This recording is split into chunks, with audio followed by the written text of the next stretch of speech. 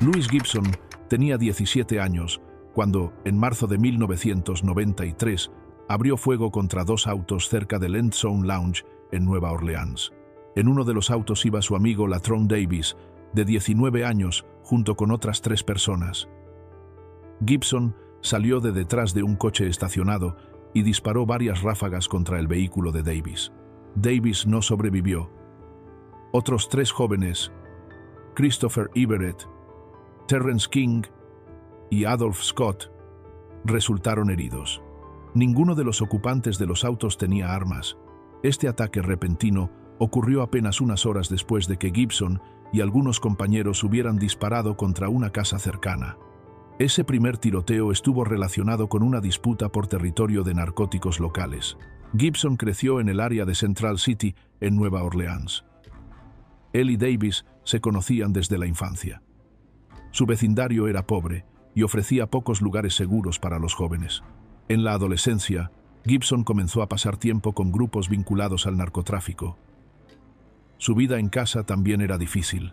Sus hermanas recuerdan que la familia enfrentaba muchas dificultades, describiendo que había muros de problemas en cada esquina. El caso judicial avanzó rápidamente. El 7 de octubre de 1993, Gibson fue acusado de homicidio en primer grado. El 29 de octubre, se declaró inocente. El juicio comenzó el 10 de julio de 1995. Testigos dijeron haber visto a Gibson de pie en la calle, disparando contra el auto de Davis a corta distancia. También lo vieron apuntar al segundo vehículo. Los sobrevivientes lo identificaron en una rueda fotográfica. Declararon que nadie en los autos estaba armado. Nombraron a 2 de sus acompañantes, Patrick Campbell y Miguel, pero coincidieron en que ellos no dispararon. Un jurado lo declaró culpable de homicidio en segundo grado a mediados de julio de 1995. Solicitó un nuevo juicio, y en octubre de ese año la corte se lo concedió. Sin embargo, en septiembre de 1996, una corte de apelaciones revocó esa decisión. El 24 de octubre de 1996 fue sentenciado a cadena perpetua con trabajos forzados, sin posibilidad de libertad condicional, libertad bajo palabra ni suspensión de condena. ¿Por qué Gibson disparó contra su amigo y los demás esa noche? Los testimonios señalaron peleas anteriores, una con un hombre llamado Gerald Berryhill y otra con un hombre llamado Travis Epps. Después de esas disputas, Gibson y su grupo dispararon contra la casa. El tiroteo en el bar fue parte de tensiones continuas en el vecindario. No fue un estallido repentino. Gibson parecía estar enviando una advertencia clara. Los fiscales usaron estos hechos para demostrar que lo había planeado.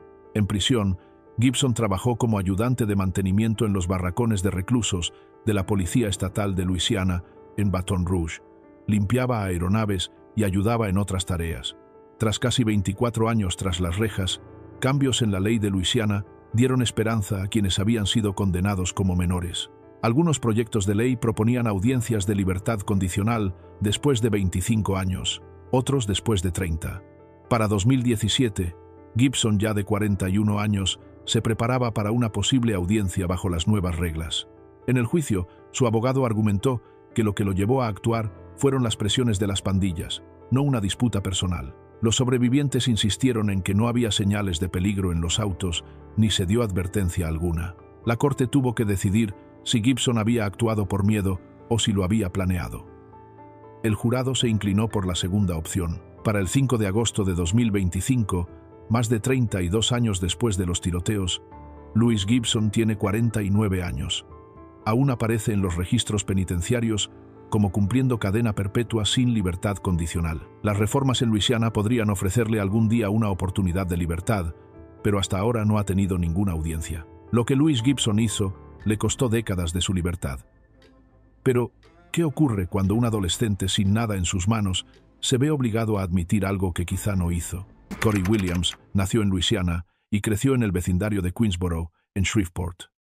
A los 16 años ya había enfrentado serios desafíos. Tenía un grave envenenamiento por plomo. Su coeficiente intelectual rondaba los 68. Aún se chupaba el dedo. Con frecuencia se orinaba encima. Había estado muchas veces en el hospital debido a su discapacidad intelectual.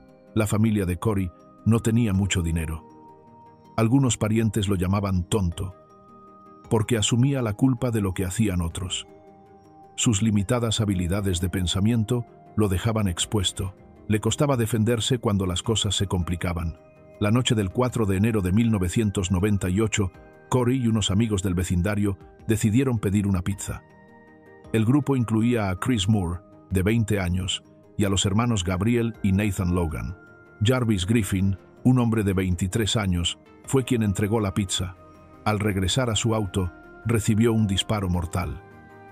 Los hombres se llevaron la pizza y el dinero de su vehículo. Testigos declararon que fueron los mayores quienes cometieron el robo tras el disparo. Más tarde, solo Chris Moore señaló a Corey y aseguró que él había disparado el arma. Nada en la escena lo vinculaba con la pistola. Las huellas encontradas coincidían con Nathan Logan, no con Corey. El ADN de la víctima terminó en la camisa de Gabriel Logan. El dinero se repartió entre ellos. Entonces, ¿por qué Corey admitió haberlo hecho? La policía lo llevó a la estación y lo mantuvo despierto durante 12 horas. Al principio, dijo que el tirador había sido Gabriel Logan y aseguró que lo había amenazado si hablaba. Pero bajo un interrogatorio constante, Corey se quebró. Confesó haber disparado. Luego preguntó, ¿puedo irme a casa a acostarme? Esa frágil declaración se convirtió en el centro del caso contra él. En octubre del 2000, un jurado lo declaró culpable de homicidio en primer grado. La decisión se basó en gran parte en su confesión forzada y en las palabras de Chris Moore. Los fiscales describieron un plan general en el que participaban todos. Sus abogados defendieron que los responsables eran los demás. Después del juicio, los abogados descubrieron grabaciones secretas que la policía nunca entregó. En ellas, algunos testigos culpaban directamente a Gabriel y Nathan Logan. Incluso insinuaban que habían tratado de cargarle el crimen a Corey. Las manchas rojas en la camisa de Gabriel, las huellas en el arma y la forma en que se dividió el dinero señalaban lejos de Corey, pero su declaración forzada pesó más en la corte. Tras la condena del jurado, el juez le impuso el castigo más severo posible. En 2002, la Corte Suprema de EU dictaminó que las personas con discapacidad intelectual no podían recibir la pena de muerte. Un juez reconoció la condición de Corey. Su sentencia se cambió a cadena perpetua, sin posibilidad de libertad.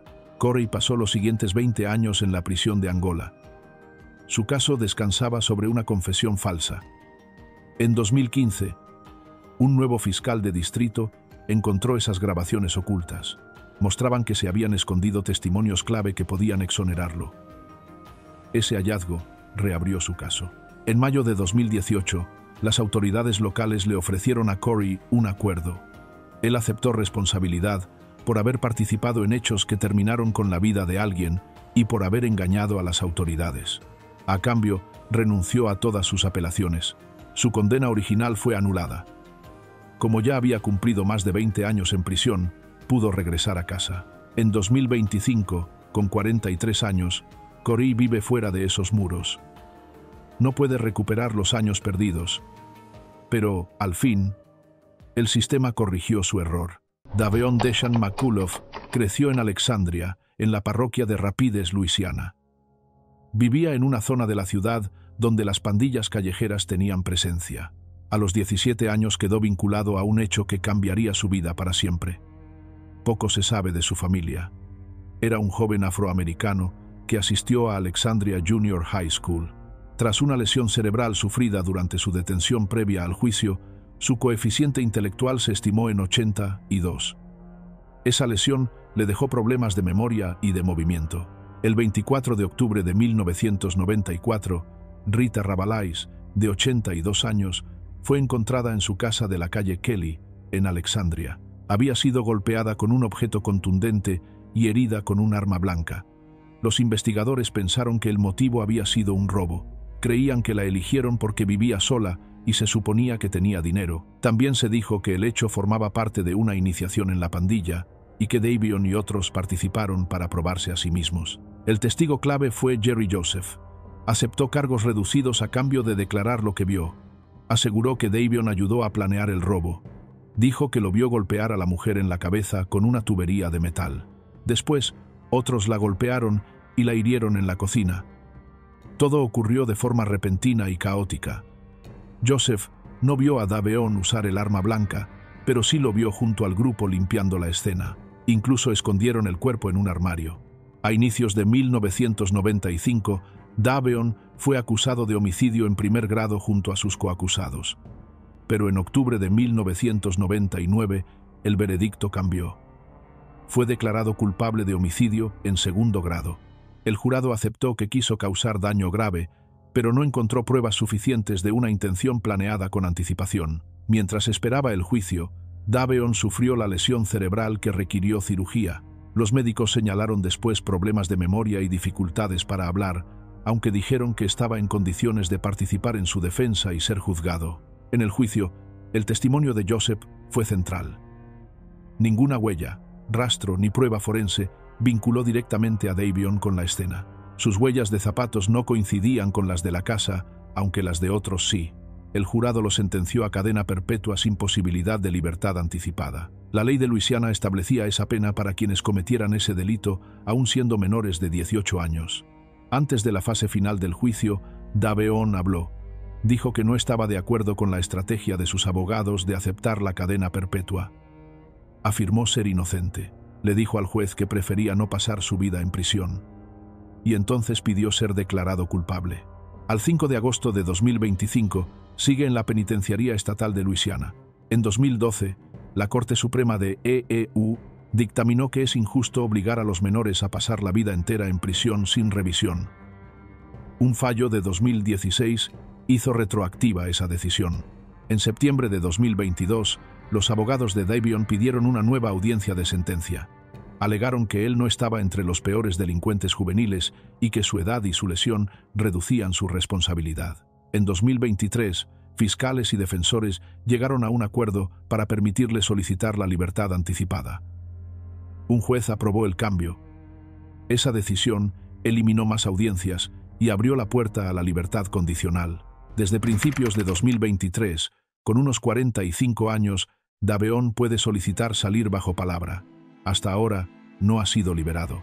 En revisiones posteriores, los tribunales señalaron que él nunca usó el arma blanca. Ninguna prueba forense lo vinculó con la herida mortal. Dijeron que sostenía la tubería, pero nadie afirmó que fuera el causante directo de lo sucedido. Su juventud y sus problemas de salud han sido parte del argumento para dejarlo salir antes. Recuerda, fue declarado culpable de homicidio en segundo grado. Eso significa que quiso causar daño que llevó a la muerte, pero no hubo prueba de que lo hubiera planeado con anticipación. Este detalle ha sido clave en sus apelaciones y posibilidades de obtener la libertad. Shamichel Antonio Pearson tenía 19 años en marzo de 2022. Vivía en el vecindario de Queensboro, en Shreveport, Luisiana. Los informes públicos no ofrecen muchos detalles sobre su familia ni su fecha exacta de nacimiento. Lo que sí está claro es que él y Devin Dwayne Myers ya habían tenido enfrentamientos antes. El 3 de marzo de 2022, Devin, de 17 años, fue a la casa de un amigo en Queensboro para recoger un cargador de teléfono. Acababa de celebrar su cumpleaños el día anterior. Devin era una estrella en ascenso del equipo de baloncesto de Huntington High School. Sus entrenadores lo describían como concentrado, respetuoso y decidido. Esperaba obtener una beca universitaria. Allí se encontró con Shamichel, pero sus desacuerdos pasados crearon un ambiente tenso. Según los testimonios, Shamichel se le acercó y le dijo: ¿No te dije que iba a alcanzarte? Luego sacó un arma de fuego contra él. Devin recibió hasta 13 disparos. La mayoría de los impactos fueron en la espalda. Al menos 2 balas lo alcanzaron cuando ya estaba en el suelo. Imágenes de vigilancia mostraron después a Shamichel saliendo del lugar con una sudadera con capucha y pantalones oscuros, caminando como si nada hubiera pasado. Más tarde, los investigadores registraron la casa de Shamichel. Encontraron una pistola Glock de 9 mm escondida dentro de un congelador. Las pruebas de ADN vincularon el arma con Shamichel. Se confirmó que era la utilizada contra Devin. El congelador estaba sellado con cinta adhesiva. Los oficiales dijeron que parecía un intento de ocultar pruebas a simple vista. También revisaron su teléfono. Los datos de GPS lo ubicaban caminando desde la tienda Piggly Wiggly, donde trabajaba medio tiempo, directamente hacia el lugar del tiroteo, minutos antes del hecho. ¿Por qué terminó así su disputa? En el juicio, Se dijo que el motivo estaba en sus conflictos anteriores. No se revelaron más detalles precisos. Amigos comentaron que ambos habían intercambiado palabras en el pasado, probablemente por una falta de respeto en un juego de baloncesto. Pero nadie imaginó que terminaría en tragedia. El caso llegó al tribunal del distrito de la parroquia de Caddo. Los fiscales Sam Crichton y Christopher Bowman presentaron las pruebas. El arma, la historia previa entre los dos jóvenes y los hechos de aquel día. Los abogados defensores Michael Enright y Dave Nadler representaron a Shamichael. El jurado deliberó menos de una hora. El 9 de marzo de 2023 lo declararon culpable de homicidio en segundo grado. El 27 de marzo de 2023, el juez Chris Victory lo condenó a cadena perpetua sin posibilidad de libertad condicional ni libertad anticipada. Al menos 10 miembros de la familia de Devin y varios parientes de Pearson estaban presentes en la sala durante la sentencia. Pearson no habló. Mantuvo la mirada en el suelo. La madre de Devin rompió en llanto cuando se leyó la condena. Bunnak Hannah Landon era una adolescente que vivía en Harahan, parroquia de Jefferson, Luisiana, cuando ocurrió el incidente.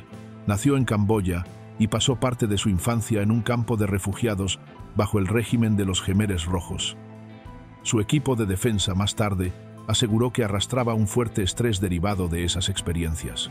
Ya como adulta, trabajó en la costa del Golfo bajo los nombres de Valentina y Hannah. Allí conoció al padre de Bella en un club de Baton Rouge. Comenzaron una relación que duró unos 4 años.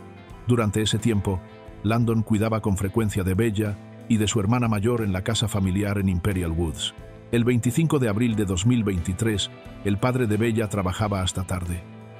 Landon cuidaba a Bella, de 6 años, y a su hermana mayor. Bella ya le había dicho a varias personas que tenía miedo de Landon. Sus maestras y su abuela escucharon a la niña decir: «La señorita Hannah es mala conmigo». También notaron que sus calificaciones bajaban y su preocupación aumentaba. El día antes de su muerte, Bella le dijo a sus padres y a su terapeuta que no se sentía segura. Alrededor de las 7:30 p.m., después de que la abuela de Bella se marchó, todo tomó un giro trágico. Cámaras de seguridad mostraron a Landon tirando de un carrito azul. Dentro llevaba un balde de 13 galones con el cuerpo de Bella, que pesaba 48 libras. Landon lo movió menos de medio kilómetro. Lo dejó en el jardín delantero de la casa de la madre de Bella alrededor de las 9:35 p.m. Luego regresó a la casa del padre de la niña antes de abandonar el área por completo. ¿Por qué Landon hizo daño a Bella? La fiscalía dijo que Landon resentía a la niña. Aseguraron que la veía como una amenaza a su relación con el padre. Un psicólogo forense concluyó que Landon tenía varios rasgos de personalidad y depresión. El experto señaló que Landon planeó sus acciones y era consciente de lo que hacía. Entre las pruebas estaban sus repetidas búsquedas de un abogado defensor poco antes del hecho, mensajes de despedida a compañeros de trabajo, grabaciones de Bella llorando y el hecho de haber escondido su teléfono después. Todo mostraba que sabía lo que hacía y lo hizo con intención. Algunos se preguntaron si Landon creía estar ayudando a Bella o si actuó con rabia al pensar que la niña ocuparía su lugar con el padre. Expertos de la defensa aseguraron que sufrió una ruptura con la realidad. Mencionaron lagunas de memoria, alucinaciones y su trauma pasado. La fiscalía no estuvo de acuerdo. La psiquiatra defensora dijo que Landon no recordaba claramente lo sucedido. La experta de la fiscalía, la DRA, Gina Mire, afirmó que los pasos que tomó antes y después demostraban planificación, lo que probaba que distinguía entre el bien y el mal. Landon se declaró inocente y no culpable por razón de locura. El juicio duró 4 días. El 1 de mayo de 2025, el jurado deliberó apenas 45 minutos. La hallaron culpable de todos los cargos: homicidio en primer grado y 2 cargos de obstrucción a la justicia. En sus alegatos finales, la fiscalía sostuvo que Landon sabía que lo que hacía estaba mal y eligió hacerlo de todos modos. Dijeron que no mostró arrepentimiento. La defensa insistió en que su trauma la dejó incapaz de comprender sus actos. El jurado vio cómo Landon arrastraba un carrito con un cuerpo y ocultaba pruebas clave. Su rápida decisión sugiere que creyeron a la fiscalía. El 6 de mayo de 2025, la jueza Nancy Miller sentenció a Landon a cadena perpetua sin posibilidad de libertad por la muerte de Bella. También añadió 2 condenas de 40 años, a cumplirse de manera consecutiva por los cargos de obstrucción. La jueza dijo que no quería que Landon saliera de prisión jamás. Los familiares hablaron en la corte. La hermana de Bella, de 9 años, escribió que Bella ahora era su ángel guardián y expresó su deseo de perdonar algún día a Landon para poder reencontrarse en el cielo. La madre de Bella habló sobre la fe y la posibilidad de cambio. Pero tanto la jueza como la familia coincidieron en que el perdón no llegaría pronto. Bajo la ley de Luisiana, esas sentencias eran obligatorias para esos delitos. Jermaine Lewis creció en Baton Rouge, Luisiana. Su madre, Marquesha Stone, tenía 33 años. Los familiares dicen que Stone amaba a sus hijos y hacía lo mejor que podía a pesar de las dificultades. Jermaine vivía con su madre y sus hermanos menores. Con el tiempo, las discusiones sobre dónde debía vivir Jermaine fueron creando una división entre ellas. La noche del 12 de octubre de 2022, alrededor de las 11:00 p.m., los vecinos del complejo Highland Club, en Jefferson Highway, escucharon disparos. Cuando llegaron los servicios de emergencia, encontraron a Stone con múltiples heridas. Fue trasladada al hospital, pero más tarde falleció a causa de sus lesiones. Poco después, los agentes localizaron a un joven de 16 años en las cercanías. Él admitió haber disparado el arma, dijo que otra persona lo había convencido de hacerlo. Los investigadores aseguran que esa persona era Jermaine Lewis. Creen que ella le pidió a Dwayne Barfield, también de 16 años, que atacara a su madre tras una de sus peleas sobre su lugar de residencia. Antes del tiroteo, supuestamente Jermaine mandó a sus hermanos pequeños a otra habitación para que no presenciaran lo que iba a ocurrir. Todo apunta a que el detonante fue el control sobre dónde debía vivir Jermaine. Familiares recuerdan disputas constantes sobre ese asunto. Con el tiempo, esas peleas escalaron hasta convertirse en manipulación y finalmente en tragedia. En octubre de 2022, ambos adolescentes fueron detenidos y retenidos sin derecho a fianza en el Centro de Detención Juvenil de East Baton Rouge. Barfield fue acusado de causar la muerte con un arma y de portar un arma sin autorización. Lewis fue procesada por su papel en la planificación del ataque. Las fechas de juicio se postergaron hasta finales de 2022. A medida que avanzaban las audiencias, Jermaine retiró su declaración de inocencia y aceptó un acuerdo a principios de 2025. El 2 de abril de 2025, con 18 años, se declaró formalmente culpable de haber organizado el ataque mortal. Según el acuerdo, recibió cadena perpetua. Sin embargo, al haber sido menor cuando ocurrieron los hechos, podrá solicitar la libertad condicional después de cumplir 25 años. La ley de Luisiana para menores infractores concede esa posibilidad, y se le acreditará el tiempo que ya ha pasado bajo custodia. El próximo adolescente dijo que solo quería sentir algo, pero lo que hizo, lo hizo sentir aún peor. Trevor Reese nació alrededor del 31 de julio de 1993 en Luisiana. Creció en St. Francisville, no muy lejos de Baton Rouge. Estudió en Baton Rouge Magnet High School. Las personas que lo evaluaron más tarde dijeron que era extremadamente inteligente. Venía de una familia estable y cariñosa. No había señales de problemas ni antecedentes de conflictos en su vida. Pero detrás de esa vida, aparentemente tranquila, Trevor enfrentaba luchas emocionales. A menudo se sentía desconectado. Incluso empezó a identificarse con el personaje ficticio de televisión Dexter. Creía que hacerle daño a alguien podría traerle algún tipo de alivio a lo que sentía por dentro. El 10 de junio de 2010, un niño de 8 años, llamado Jackson Jack Atuso, andaba en bicicleta. Se encontraba en un sendero arbolado y tranquilo cerca del Bluffs Golf Resort, en el condado de West Feliciana, Luisiana. Jackson estaba con su madre y algunos amigos de la familia. Todos disfrutaban del día juntos. De repente Trevor, que tenía 16 años en ese momento, se acercó a Jackson y al grupo. Llevaba un cúter con él. Lo usó para herir a Jackson en el área del cuello, causándole lesiones graves. La herida fue tan severa que el niño no pudo sobrevivir. Cayó al suelo en el sendero. La gente lo llevó rápidamente al hospital más cercano, pero el daño ya era demasiado y falleció poco después. Más tarde, Trevor confesó por qué eligió a Jackson. Dijo que fue porque parecía físicamente más débil. Creía que al cometer ese acto encontraría paz. Estaba influenciado por el personaje ficticio Dexter, pero en lugar de sentirse mejor, Trevor aseguró que solo lo hizo sentirse peor emocionalmente. Justo después del ataque, Trevor se acercó a un grupo de obreros de construcción. Les dijo que había herido a alguien y les pidió que llamaran al 911. Los oficiales llegaron rápidamente y lo arrestaron. Un gran jurado después lo acusó formalmente de quitarle la vida a otra persona. Aunque era un adolescente, el tribunal decidió que sería juzgado como adulto. Al inicio, su equipo legal alegó que no estaba mentalmente estable en ese momento. Profesionales de la salud mental explicaron que se había obsesionado con personas que habían quitado vidas, en especial con Dexter. Un psiquiatra afirmó que Trevor pensaba que cometer un acto así aliviaría su ansiedad. Otro experto dijo que incluso había imaginado escenarios donde atacaba a desconocidos en la calle y cómo reaccionaría después. En marzo de 2013, Trevor cambió su declaración. Ya no alegó inestabilidad mental. En su lugar, admitió lo que hizo y se declaró culpable de un delito grave. Le dijo al tribunal que escogió a Jackson deliberadamente porque pensaba que era vulnerable.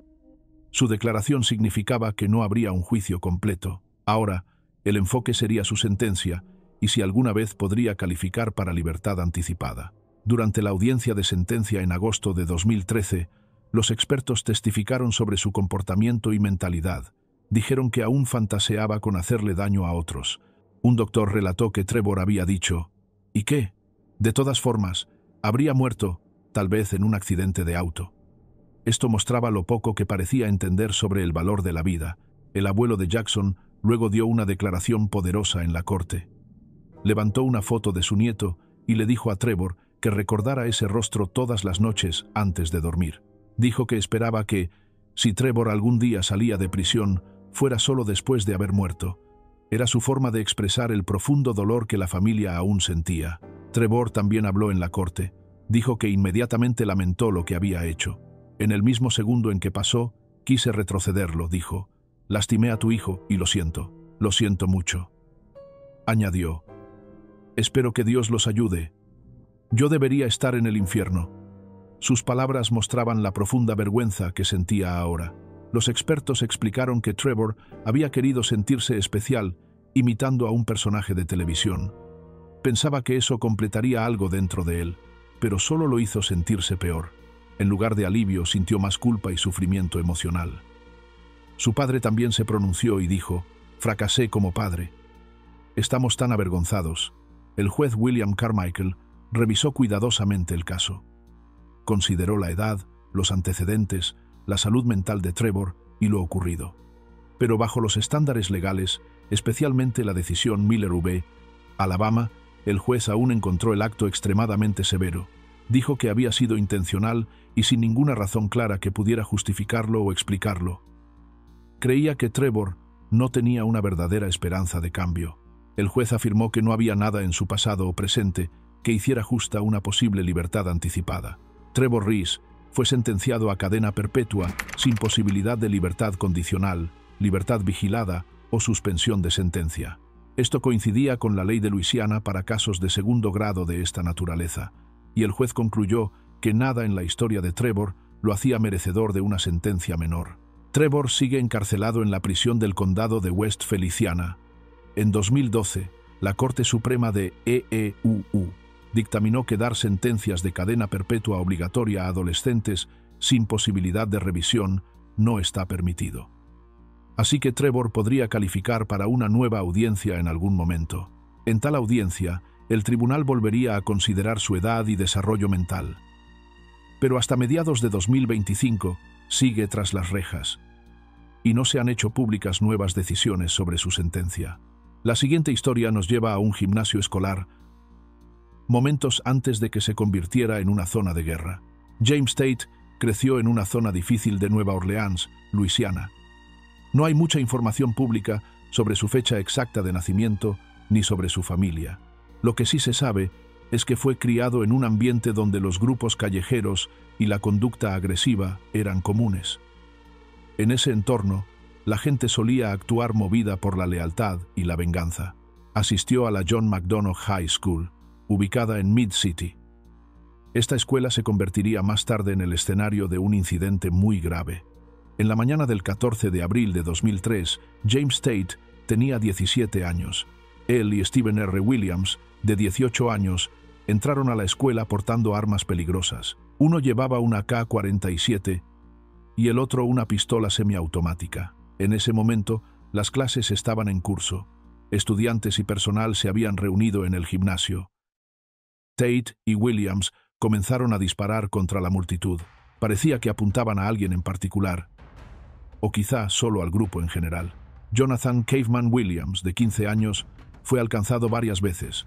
Los reportes indicaron que recibió al menos 10 disparos. No sobrevivió. 3 alumnas también resultaron heridas durante el tiroteo. Una estudiante embarazada fue empujada y lesionada en medio del pánico que siguió. ¿Por qué ocurrió esto?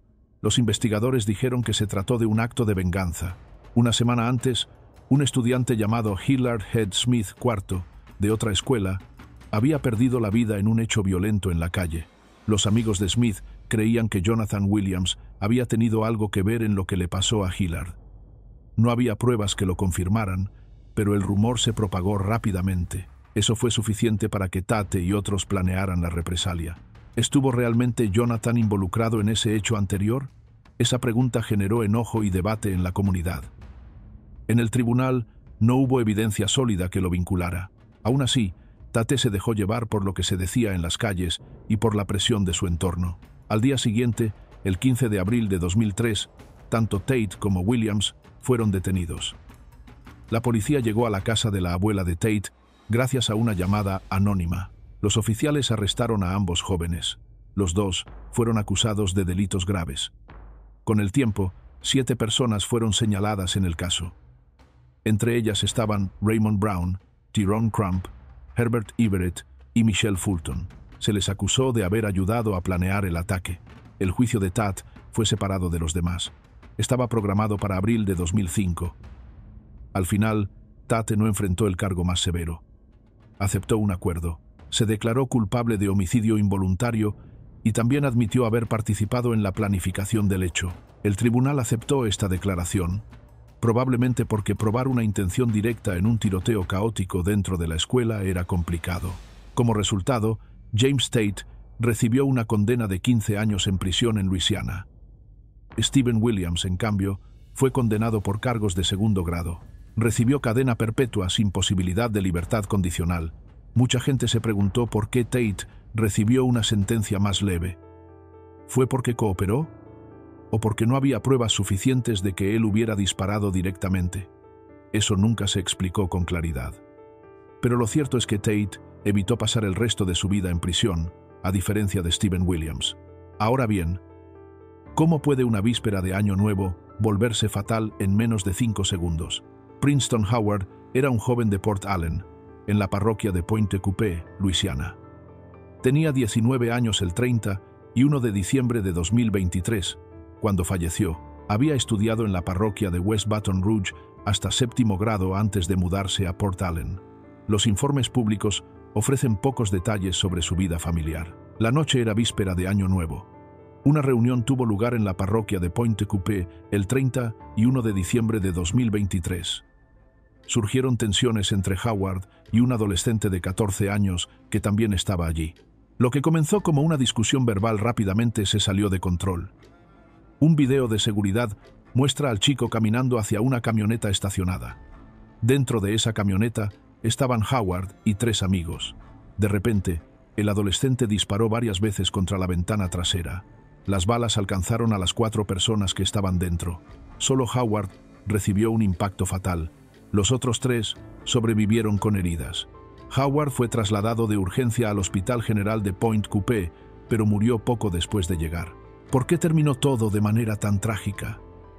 Parece que el joven atacante se sintió burlado o amenazado por Howard en la fiesta. Eso quizá nunca explique del todo por qué decidió usar un arma.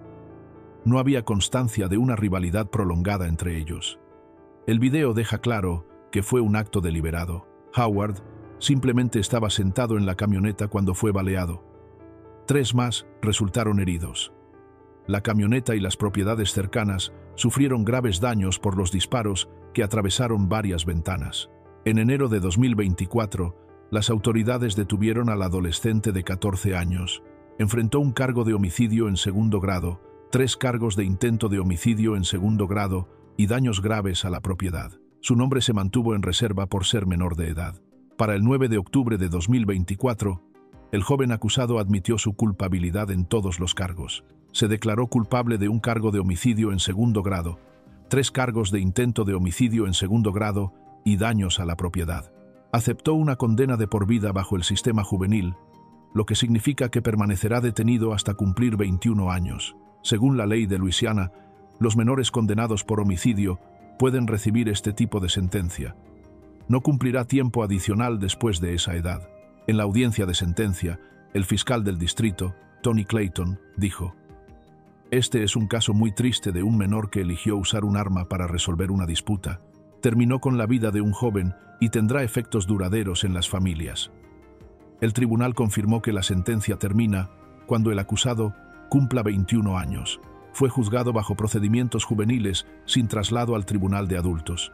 En el momento del incidente, Howard tenía 19 años y vivía en Luisiana. Shannon Scott Touchett nació el 1 de septiembre de 1980 en Luisiana. Pasó su infancia en o cerca de Lake Charles. No hay mucha información pública sobre su familia, pero se sabe que conoció a Ronald Shaw a través del trabajo. Touchett había ayudado en la construcción de la nueva casa de Shaw. Esa conexión más tarde se volvería crucial. La noche del 18 de marzo de 1998, Touchett y 2 hombres jóvenes, Ronald James Benson, 21 años, y Reginald Paul Basile, 22 años, fueron a la casa de Ronald Shaw en Youngsville. Su objetivo era entrar y robar objetos de valor. Touchett les había dicho a los otros 2 que Shaw era rico y que la casa tenía una caja fuerte. Él la había visto mientras trabajaba allí. Los 3 habían planeado todo unas 2 semanas antes. Sabían que las cosas podían salir mal, pero aún así siguieron adelante. Touchett se quedó afuera de la casa. Hacía de vigilante. Mientras tanto, Benson y Basile entraron. Ambos tenían el rostro cubierto y portaban armas. Esa misma noche, Ronald Shaw y su esposa Rosanna llegaron del supermercado. Al entrar al garaje, Benson y Basile salieron de su escondite y los confrontaron. Benson disparó 2 veces contra Ronald. Después, Basile también disparó su arma. Ronald no sobrevivió. Luego, Benson obligó a Rosanna a entrar en la casa. Le dijo que abriera la caja fuerte en el armario del baño. Ella les entregó el dinero, unos 5, 500 y algunas joyas. Ignoraron otros objetos caros de la casa. Mientras caminaban por la vivienda, Rosanna les rogó que la dejaran ir. Les dijo que estaba embarazada. Tal vez esa fue la razón por la que no la lastimaron. Mientras todo eso ocurría, Touchett abandonó la escena. Había estacionado más lejos, se subió a su coche y se marchó, llevándose una parte del dinero. Los informes dicen que recibió entre 300 y 400. En el juicio, Touchett dijo que solo quiso ayudar a robar dinero y que nunca aceptó hacerle daño a nadie. Alegó que Benson fue quien planeó todo y lo presionó para participar. Aseguró que realmente no quería involucrarse. Pero los fiscales no estuvieron de acuerdo.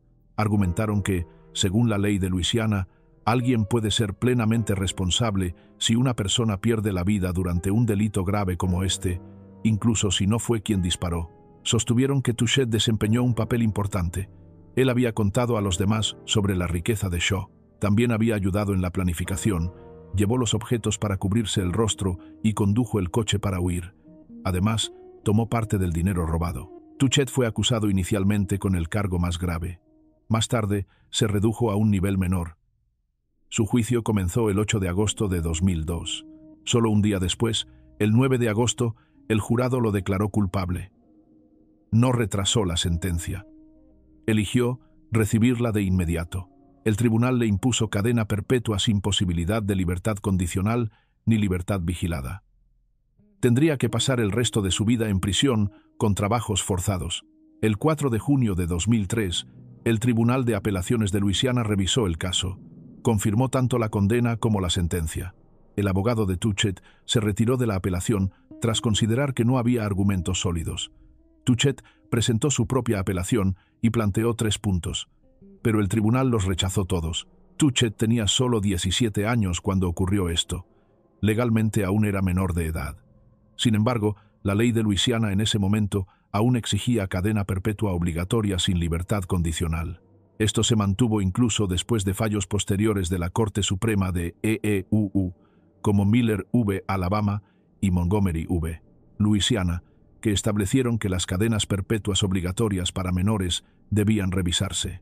Como el caso de Tuchet fue antes del 1 de agosto de 2017, esos fallos no se aplicaron en su situación. Las autoridades de Luisiana han seguido resistiéndose a permitir la libertad condicional en casos anteriores como el suyo. Jeremy Burns tenía solo 15 años en Nueva Orleans en septiembre de 2010. Creció en un vecindario difícil y solía pasar tiempo con un pequeño grupo de amigos. Uno de esos amigos era Anthony Davis, de 16 años. No hay mucha información pública sobre la familia de Jeremy, pero era un adolescente que trataba de desenvolverse en un ambiente complicado. En septiembre de ese año, Jeremy y Anthony hicieron un plan que lo cambiaría todo. Decidieron enfrentar a un guardia de seguridad en el estacionamiento de un complejo de apartamentos en Nueva Orleans Este. Su objetivo era quitarle algo por la fuerza. Pero las cosas no salieron como esperaban. Al retirarse, Jeremy disparó un tiro. Ese disparo rebotó en una superficie e impactó a Anthony. Perdió la vida con tan solo 16 años. Jeremy fue detenido 2 días después, gracias a la declaración de otro adolescente llamado Ricky Stewart. Ricky le dijo a la policía que Jeremy le había confesado lo sucedido después del incidente. Según Ricky, él, Jeremy, Anthony y otro amigo habían conducido hasta la zona en un auto que no era suyo.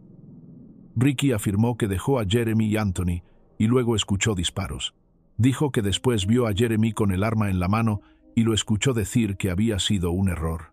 Basándose únicamente en las palabras de Ricky, Jeremy fue acusado de intento de causar daño y de usar la fuerza durante un robo.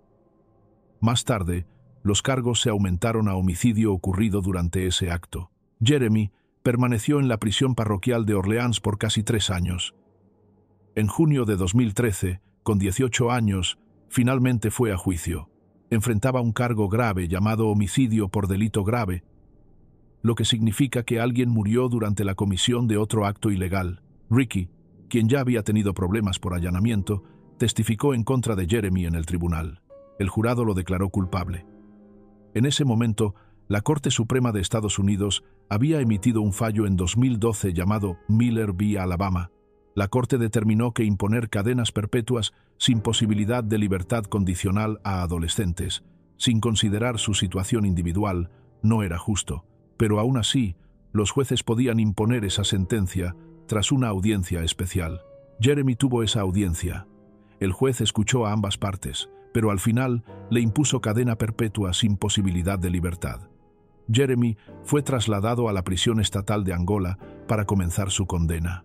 Eso significaba que probablemente pasaría el resto de su vida allí. ¿Por qué el juez tomó esa decisión?